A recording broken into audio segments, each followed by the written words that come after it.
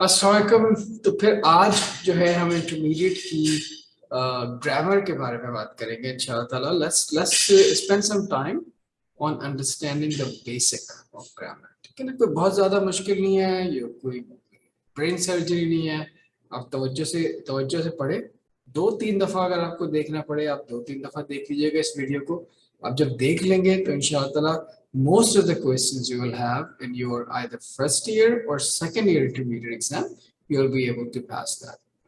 ठीक है। तो सबसे पहले तो हमें ये समझना चाहिए कि इंग्लिश लैंग्वेज जो है ना, उसमें कितने तरह के अल्फाज हैं। जैसे ना उर्दू में भी मुख्तलिफ तरह के अल्फाज होते हैं, इसम है, जैसे ना फेल होता है। इसी तरीके से इंग्लिश में होता है noun, verb, adjective, pronoun, adverb. ये हो सकता है आप लोगों ने देखी हो पहले। प्रीपोजिशन भी आप जानते होंगे। आज जो नए तीन टॉपिक्स बेसिकली जो आपको नजर आ रहे हैं, हो सकता है इसके अंदर होगा कंजंक्शन, इंटरजेक्शन एंड डिटर्मिनर। तो अगर आप ये नौ जो टाइप्स आपको सामने नजर आ रही हैं, अगर आप इनको एक दफा गौर से समझ लेंगे तो फिर आपको ना के आपका एग्जाम ठीक हो जाएगा। फिर इंशाल्लाह आपकी जो है ना राइटिंग भी बेहतर होगी। आप बेहतरी से बोल भी सकोगे, आप गलतियां कम करोगे। तो लेट्स स्टार्ट विद नाउन्स। तो नाउन क्या होता है, जिसको हम लोग इसम बोलते हैं ना। तो नाउन बेसिकली अगर देखें तो एक ऐसा लफ्ज है जो कि किसी चीज का, किसी जगह का, या किसी इंसान का, किसी शय का, इंसान का, किसी आइडिया का, किसी स्पेसिफिक आइडिया का भी को भी नाउन कहते हैं। यहाँ पे जो है ना कुछ मैंने सैंपल के तौर पर आपको कुछ चीजें बताई, जैसे पेन हो गया, पेंसिल हो गई ना, home, street, girl, boy, love, hate. अब लव हेट देखो, ये जो है आपको पहले शायद आपने नहीं देखा होगा इसको एज ए नाउन कैटेगराइज हुए हुए, लेकिन मैं आपको ये बात वाज़ेह करता चलूं कि आइडियाज जो होते हैं ना बेटा, वो भी नाउन की तरह ट्रीट किए जाते हैं। ये तो हो गया आपका नाउन। इसमें मैं बहुत ज्यादा टाइम नहीं जाया करूंगा क्योंकि आप लोगों को ऑलरेडी मालूम होगा इसके बारे में। अब मैं आपको बताता हूँ प्रॉपर नाउन क्या होता है ना, यानी खुसूसी इसमें खुसूसी जिसको बोलते हैं ना, प्रॉपर नाउन क्या होता है। तो जैसे अगर आप अगर जैसे अगर नाउन है टीचर, तो प्रॉपर नाउन हो गया इब्राहिम मालिक, है ना। अगर नाउन है अगर कार, मैं गाड़ी पे आता हूँ कार, तो प्रॉपर नाउन हो गया मेरी गाड़ी का प्रॉपर टोयोटा यारिस। ठीक है ना। अगर मैं यूनिवर्सिटी में से मुंसलिक हूँ, तो आप जो है कि अगर उसको प्रॉपर नाउन में करेंगे तो आप उसको कहेंगे इकरा यूनिवर्सिटी एक्सटेंशन, है ना।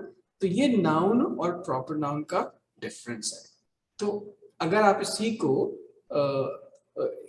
इन्हीं लफ्जों को जो आपके सामने इसमें रखे हुए हैं नाउन एंड प्रॉपर नाउन में, अगर आप इन्हीं को अपने जुमलों में इस्तेमाल करना शुरू कोशिश करें कि my teachers name is Ibrahim मालिक, he drives he drives Toyota Yaris and works at Iqra University Extension ना। तो आप इस तरीके से आप जो अल्फाज देखें उनको अपने जहन में जुमलों के तौर पर भी इस्तेमाल करना शुरू करें।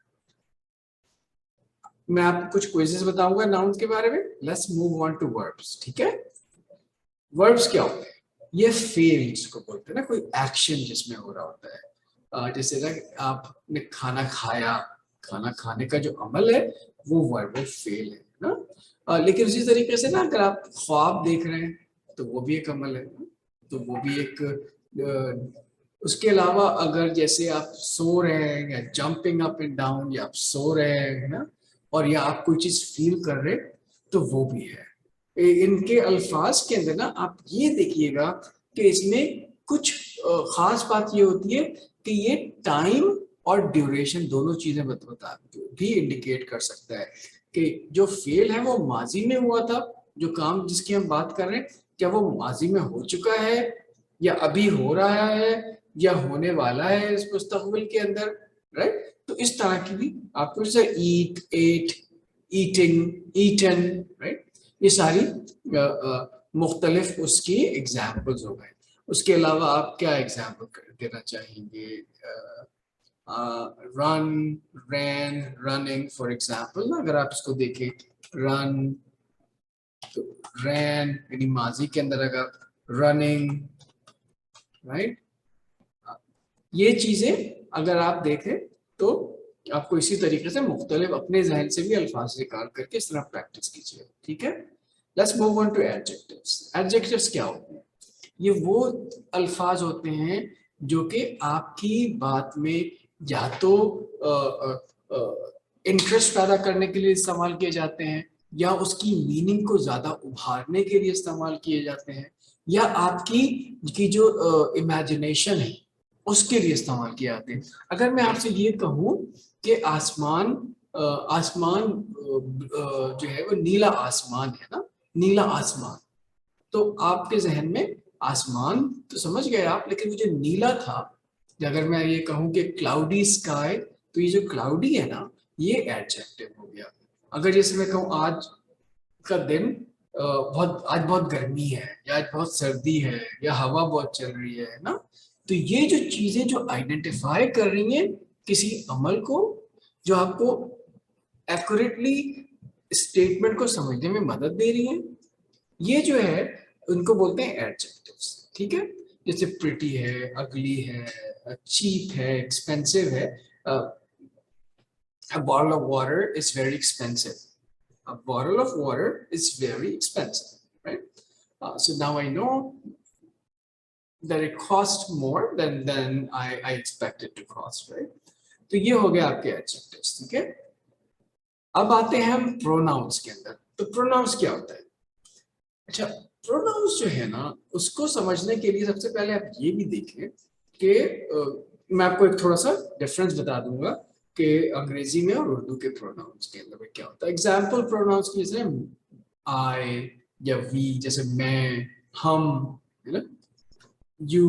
तो अगर हम यू बोलते हैं ना, तो इंग्लिश में सिर्फ यू है, जो कि हम अगर किसी को मुखातिब करेंगे तो अगर वो हमसे उम्र में ज्यादा है तो हम आप कहते हैं, अगर हमसे उम्र में छोटा है तो हम तुम, या दोस्त अहबाब है तो हमसे तुम में भी बात कर सकते हैं, है ना।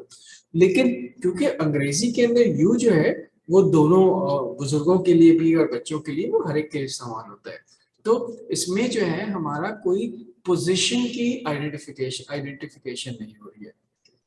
इसी तरीके से शी हो गया, ही हो गया, इट हो गया ना, ये सारी चीजें प्रोनाउन कहलाती हैं।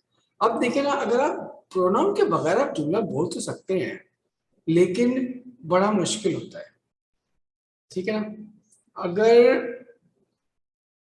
अगर देखिए ये जुमला देखिए, Hamid was hungry so Hamid opened his backpack and took out a sandwich, ठीक है। अगर मैं इसको इस तरीके से लिखूं, Hamid was hungry, so he opened his backpack and took out a sandwich, है ना। तो मुझे हामिद का लफ्ज बार बार इस्तेमाल नहीं करना पड़ा ना, इसको इसको ये जो रिप्लेस कर रहा है ना हामिद को, ये है इसको बोलेंगे प्रोनाउन। अब आप अपने जरा एक दो जुमले बना के इस तरीके से देखिएगा, ठीक है। मैं आपको अब बताता हूँ प्रीपोजिशन क्या होती है। तो प्रीपोजिशन क्या होती है, सोचे। ये जो है ये अल्फाज के अल्फाजों के बीच रिश्ता है वो बताती है, कनेक्शन बताती है, राइट। कि जैसे कि ना इन हो गया, ऑन हो गया, अंडर हो गया, I am under the weather, तो मतलब है मैं बीमार हूँ। उसको मतलब ये फिगरेटिवली ये नहीं है कि मैं ये ना मौसम के नीचे हूँ, ये इडियम के तौर पे इस्तेमाल होता है, I am under the weather, और I am running behind this schedule, right? She was standing in front of everybody else. ये जो है ना रिलेशनशिप में हम बात कर रहे हैं कि she was standing in front of everybody else, right? और Ibrahim was sitting behind Hamid, right? Or he was run over by he was run under he was thrown under a truck और a bus।